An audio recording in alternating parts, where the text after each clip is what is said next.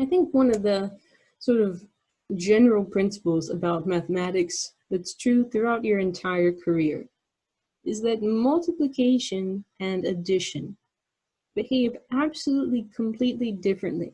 I would say they behave almost oppositely, in the sense that if a rule is true in the case of multiplication, that rule is almost certainly false in the case of addition.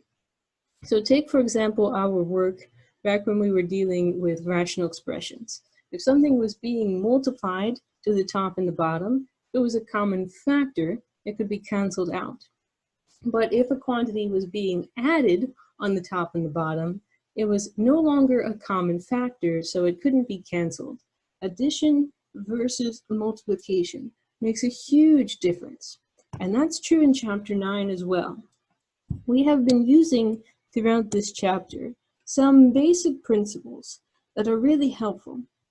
And that basic principle is that the nth root behaves really nicely with products. If you have the nth root, cube root, square root, fourth root, and you have a product in the radicand, you are absolutely free to create duplicates of the root, apply one root to the first factor, and one root to the second factor. Same thing is true for division. If you're taking the nth root of one quantity divided by another quantity, the nth root behaves very nicely with fractions with division as well. The nth root of A divided by the nth root of B. You can, in some sense, distribute the nth root to each individual piece here.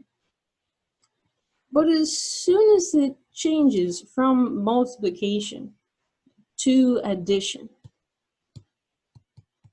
as soon as it changes from division to subtraction, you cannot do this process. You cannot rewrite this so that the root is being taken of A and B separately. Cannot rewrite a subtraction on the inside as a subtraction on the outside.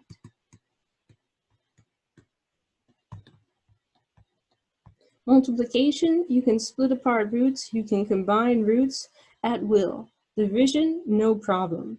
But for addition and for subtraction, now you're running into some issues. So which of the following two are valid?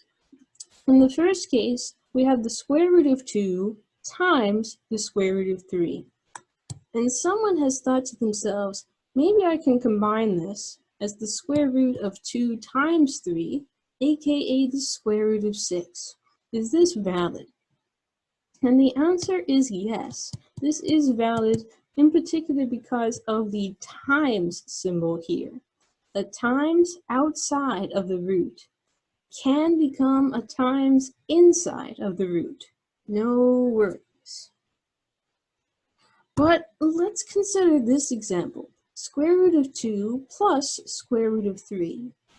Is it possible to rewrite that as the square root of 2 plus 3? In other words, the square root of 5.